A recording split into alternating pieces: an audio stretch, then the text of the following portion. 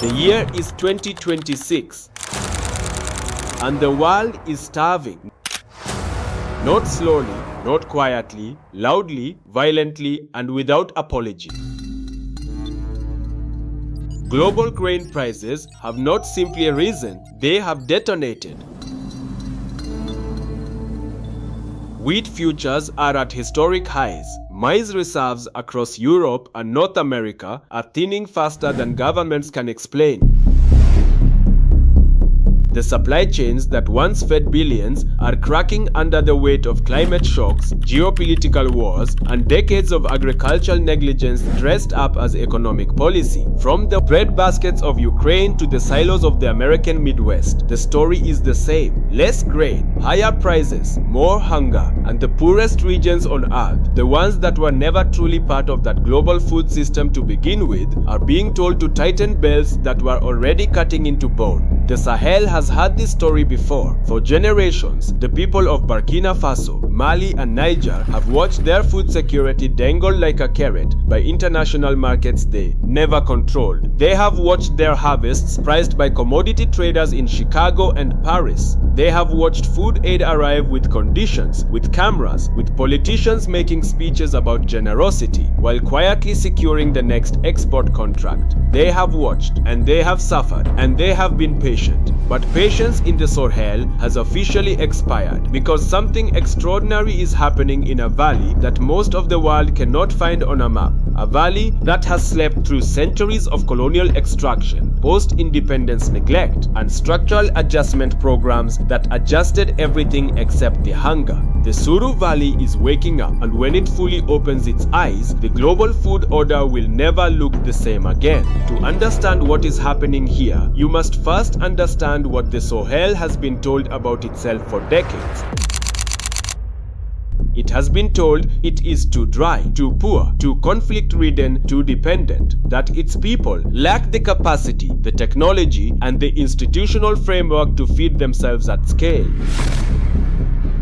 These were lies dressed as economic analysis. The Sourou Valley alone, a fertile floodplain threading through the northwest of Burkina Faso, holds enough agricultural potential.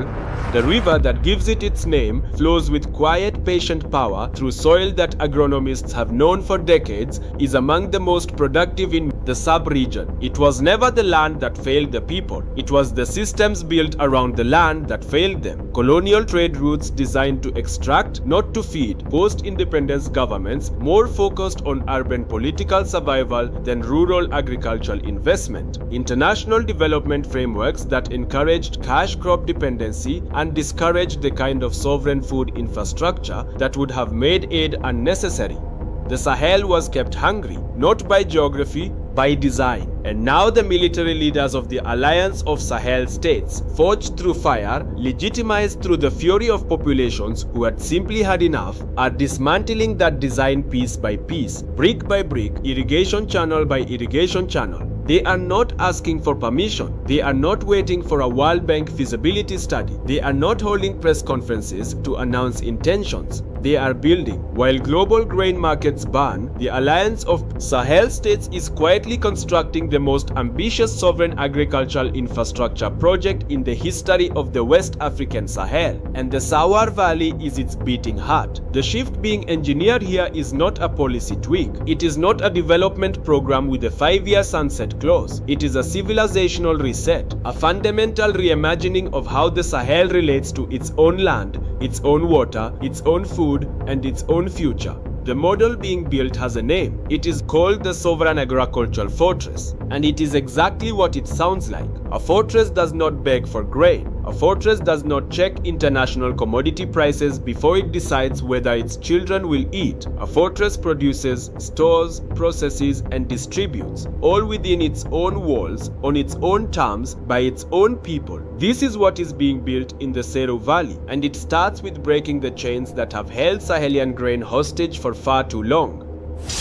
The earth first chain to break is dependency on volatile international markets. For too long, the food security of Sahel nations has been tied to price fluctuations in markets thousands of kilometers away, controlled by players with no stake in Sahelian survival. That dependency ends with the construction of a sovereign food production system capable of supplying the domestic needs of the Alliance of Sahel states without reference to what is happening in Rotterdam or Buenos Aires. The second chain is the subsistence trap. Millions of smallholder farmers across the Sahel have been farming survival for generations, producing just enough to eat, never enough to invest, never enough to scale, never enough to escape the cycle of poverty that keeps them permanently vulnerable to the next drought, the next flood, the next shock. The sovereign agriculture fortress model replaces subsistence plots with integrated large-scale production units that give individual farmers the infrastructure of industrial agriculture while keeping the land in local hands. The third chain, and perhaps the most insidious, is the chain of post-harvest loss. Across sub-Saharan Africa, it is estimated that between 30 and 40% of all food produced never reaches a human mouth. It rots in inadequate storage. It spoils on broken roads. It disappears into the gap between production and distribution that no amount of farming genius can bridge without cold chain logistics, proper silos, and transport infrastructure worthy of the harvest it is meant to carry. This chain is being broken too, and the tool being used to break it is the most powerful force in human history. Not foreign aid, not international goodwill, not development loans carrying interest rates that ensure permanent indebtedness. Sovereign infrastructure investment, funded by the people, built by the people, operated for the people. The Sourou Valley is no longer sleeping, and the grain chains are already beginning to crack. There is a sound that the Sourou Valley has never heard before. The sound of concrete mixers running before dawn. The sound of steel beams being welded into silos tall enough to hold the ambitions of an entire generation. The sound of solar panels being angled toward a sun that, for the first time in this valley's modern history, is being put to work for the people who live beneath it, rather than the interests of those who live far above them. The infrastructure of sovereignty is not a metaphor. It is physical. It is measurable. It is rising from the earth right now, and it begins with water. The Sourou River has always been there, patient, consistent, quietly powerful. But for most of the valley's modern history, the river and the land around it existed in a relationship of missed opportunity. The water flowed, the soil waited, and the people watched, farming where they could, surviving on what little traditional irrigation methods could deliver to fields that should have been among the most productive in the entire sub-region. That relationship is being fundamentally redesigned. Massive automated irrigation networks are being carved into the landscape with a precision and ambition that would have seemed impossible just a decade ago. Channels that follow the natural contours of the floodplain are being engineered to carry Sourou River water deep into previously arid plains. Land that has never been farmed at scale. Land that has been waiting for exactly this moment. The scale of what is being built is difficult to comprehend from the ground. From the air, the irrigation grid spreading across the Sourou Valley looks like a new civilization being drawn onto the earth, because that is exactly what it is. But irrigation without reliable power is just an expensive ditch. This is where the solar revolution enters the story. Solar-powered pumping stations are being installed at strategic intervals across the irrigation network, drawing water from the Sourou and pushing it through the channels with consistent, reliable force that no diesel engine could sustain economically over the long term. These stations do not depend on fuel imports. They do not depend on international energy prices. They draw their power from the same sun that has beaten down on this land for millennia, and they will continue drawing that power long after the political fashions of the current global moment have changed beyond recognition. The energy sovereignty built into this irrigation system is not an accident. It is a deliberate architectural choice by military leaders who understand that every dependency is a vulnerability, and every vulnerability is a chain. By powering the water infrastructure with solar energy, the sovereign agricultural fortress of the Sourou Valley becomes genuinely self-sustaining in a way that no imported fuel-dependent system could ever be. Water moves through solar-powered channels, but water alone does not create food sovereignty. You also need the right seeds, The pivot to high-yield, climate-resilient wheat and maize varieties specifically bred for Sahelian conditions is one of the most consequential agricultural decisions being made in the valley right now. For too long, Sahelian farmers have been encouraged to grow what international markets wanted rather than what Sahelian soil and climate could optimally support. The result was crops that performed poorly, required expensive inputs, and left farmers permanently dependent on external suppliers for seeds, fertilizers, and technical knowledge. The new varieties being deployed across the Sourou expansion are different. They have been selected and in some cases specifically bred to thrive in the temperature ranges, rainfall patterns, and soil compositions of the West African Sahel. They require fewer external inputs. They are more resistant to the climate shocks that have historically devastated harvests and driven farmers into crisis. And they produce yields that, combined with the new irrigation infrastructure, are transforming the mathematics of food production in this valley completely. Where subsistence plots once produced barely enough to survive, irrigated fields planted with climate-resilient varieties are now producing surpluses. Real surpluses. The kind of surpluses that make storage infrastructure not just useful, but urgently necessary. And the storage infrastructure being built here is extraordinary. High-capacity grain silos are rising across the Sourou Valley with a speed that reflects the urgency of what is at stake. These are not the rudimentary storage structures that have historically been available to Sahelian farmers. Structures that allowed insects, moisture, and temperature fluctuation to destroy a significant portion of every harvest before it could reach a market. These are industrial-grade facilities designed to preserve grain for extended periods to buffer the alliance of Sahel states against the kind of seasonal price shocks and supply disruptions that have historically made food security so fragile in this region. Alongside the silos, cold chain logistics infrastructure is being established to handle the perishable products, vegetables,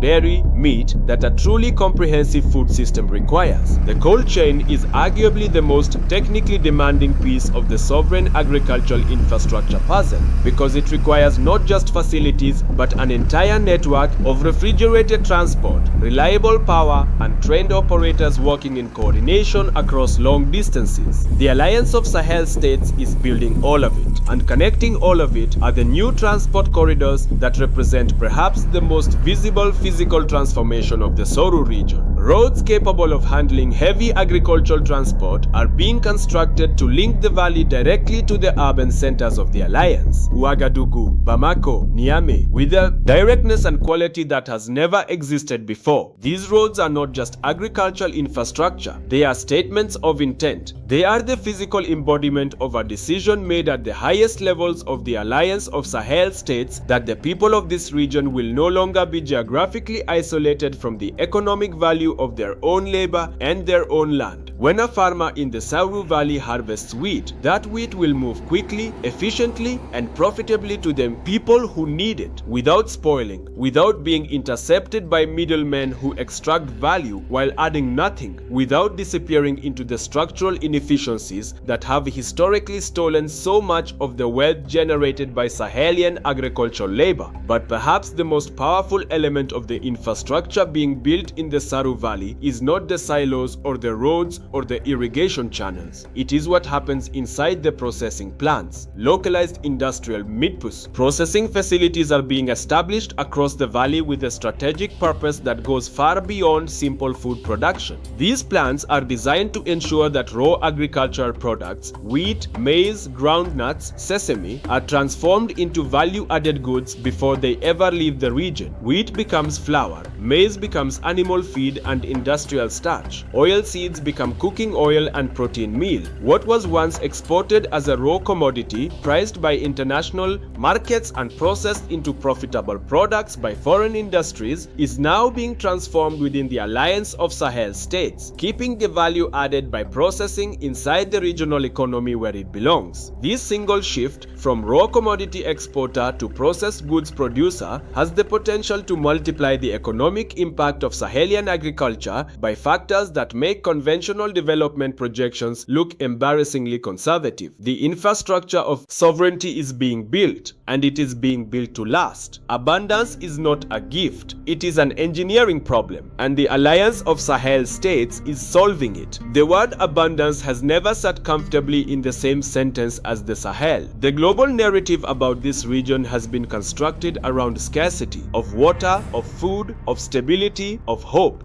That narrative has been repeated so many times in so many donor conferences and emergency appeals and devastating news reports that it has calcified into something that most people treat as geographical fact rather than what it actually is, a political choice that has been made and can be unmade. The engineering of abundance in the Sourou Valley is the unmaking of that choice. It begins with water, because in an arid region, everything begins with water, but it does not end there. The 2026 expansion of the automated irrigation network across the Sourou Valley represents the largest single investment in agricultural water infrastructure in the history of the Alliance of Sahel states. And unlike the irrigation schemes of previous development eras, which were often designed with foreign expertise, built with foreign labor, maintained with foreign technical support, and quietly controlled by foreign interests, this expansion is being engineered from within. Sahelian engineers are designing the channels. Sahelian construction workers are building them. Sahelian agricultural scientists are determining the cropping systems that will use the water most efficiently. And Sahelian farmers, equipped with training, inputs, and institutional support that previous generations could only have dreamed of, are the ones whose hands will ultimately turn the engineered potential of this system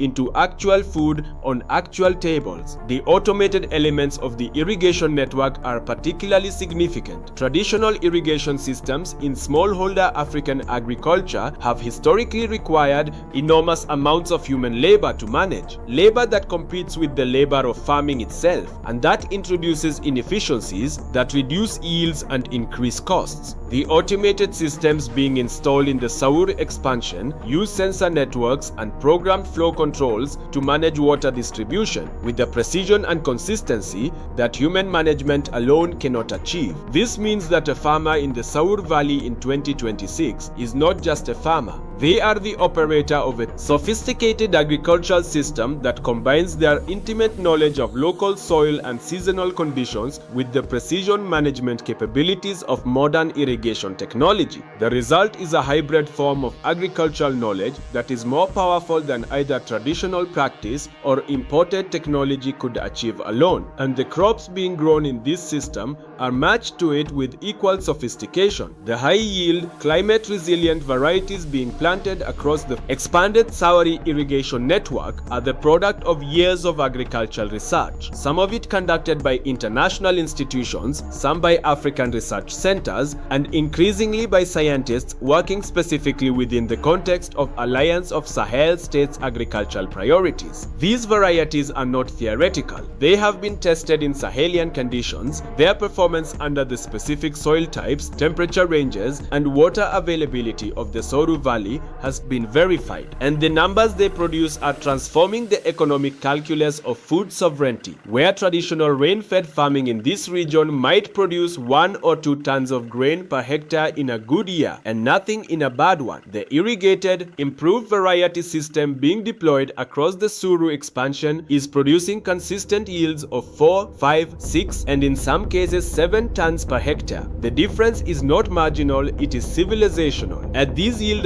levels, the Sourou Valley does not just feed the people who farm it. It generates surpluses large enough to supply urban populations across the alliance. Surpluses large enough to build the grain reserves that protect against drought years and price shocks. Surpluses large enough to begin replacing the imported food products that currently drain foreign exchange from alliance economies at a rate that represents one of the most significant structural vulnerabilities in the regional economic system. The engineering of abundance is also the engineering of economic independence, because every ton of domestically produced wheat that replaces an imported ton is not just a food security victory, it is a foreign exchange conservation victory, it is a jobs creation victory, because that wheat is being grown, harvested, stored, transported and processed by people within the Alliance of Sahel states, generating income at every step of a value chain that previously existed almost entirely outside the region. The women's cooperatives that are being integrated into the Sourou agricultural system represent one of the most powerful dimensions of this economic transformation, drawing on a model that has been pioneered in Burkina Faso's dairy sector,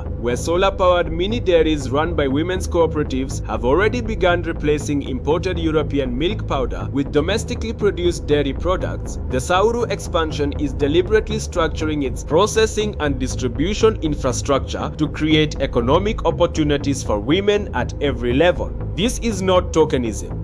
It is strategic. Women in Sahelian agricultural communities have historically been the primary managers of food processing, storage, and distribution within the household economy. The sovereign agricultural fortress model is scaling those capabilities up, providing women's cooperatives with the facilities, training, and market access to operate at an industrial level rather than a subsistence one. The result is a food system that is not only more productive but more equitable, distributing the economic benefits of agricultural transformation more broadly across Sahelian society than any previous model has managed to do. The engineering of abundance is not just about growing more food, it is about building a society in which the wealth generated by food production stays in the hands of the people who produce it, rather than being extracted, as it has been for generations, by intermediaries, commodity markets, and economic structures designed for someone else's benefit. The Sourou Valley is being engineered for abundance, and that abundance is being engineered for the Sahel. History does not always announce itself. Sometimes it arrives quietly, in the form of a channel being dug, a silo being filled, a road being paved through land that has never seen asphalt, a women's cooperative receiving its first industrial processing equipment, a farmer harvesting 6 tons per hectare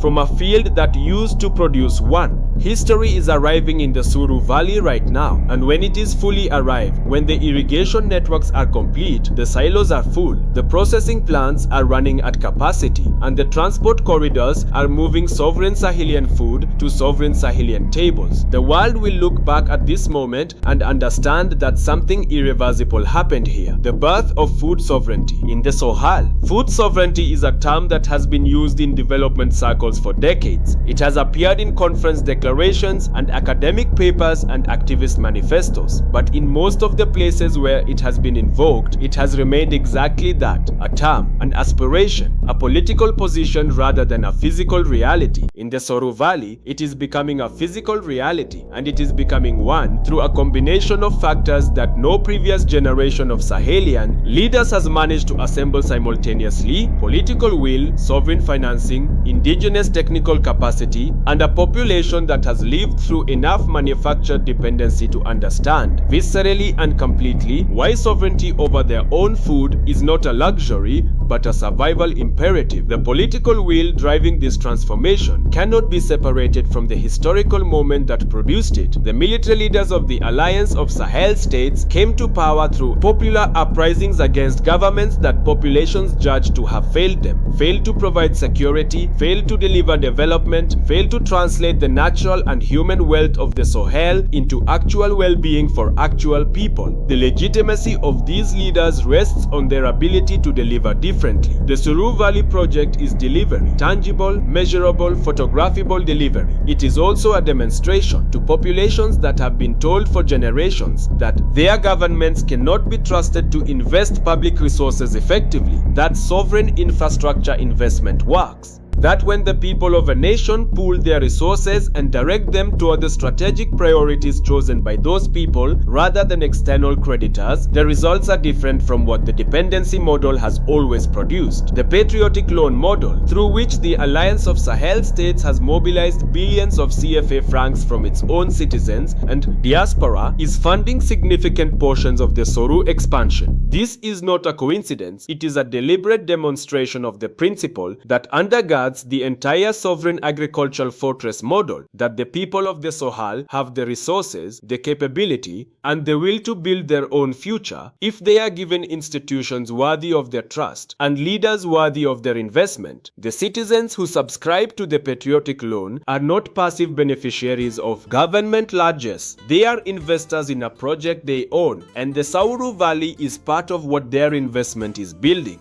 This matters beyond the economics. It matters because it changes the psychological relationship between Sahelian citizens and the states they inhabit, from subjects of a government that extracts and delivers inadequately to stakeholders in a project of collective sovereign construction. That psychological shift is as important as any silo or irrigation channel because it is the foundation on which genuinely sovereign institutions are built and sustained across generations. The Pan-African significance of what is happening in the Sourou Valley extends far beyond the borders of the Alliance of Sahel states. For decades, Africa's position in the global food system has been a source of profound contradiction. The continent that contains the majority of the world's uncultivated arable land, the continent with the youngest and fastest growing agricultural labor force on Earth, the continent whose soil and climate could, if properly harnessed, feed not just its own population but significant portions of the world's, has been a net food importer, a recipient of food aid, a market for subsidized agricultural surpluses from Europe and North America. This contradiction has not been the result of African incapacity. It has been the result of a global economic architecture deliberately structured to make African agricultural self-sufficiency difficult through subsidized competition from foreign producers, through structural adjustment programs that dismantle public agricultural support systems, through trade agreements that opened African markets to imported food while restricting African exports, and through development frameworks that consistently prioritized export crop production over domestic food security. The sovereign agricultural fortress being built in the Sourou Valley is a direct challenge to that architecture. It says clearly and physically and without apology, we will produce our own food. We will process it ourselves. We will store it ourselves. We will price it ourselves. And we will feed our own people before we worry about what the rest of the world thinks about how we have chosen to organize our agricultural economy. This message, embodied not in words but in concrete and steel and irrigation water and grain, is resonating across the African continent in ways that are only beginning to be understood, because the Sahel's food sovereignty is not just the Sahel's victory, it is proof of concept for an entire continent. If the Sourou Valley can be transformed from a sleeping giant into the breadbasket of the Alliance of Sahel states, in the face of security challenges, international sanctions, diplomatic isolation, and the daily operational difficulties of building complex infrastructure in one of the most challenging environments on Earth, then the model can travel.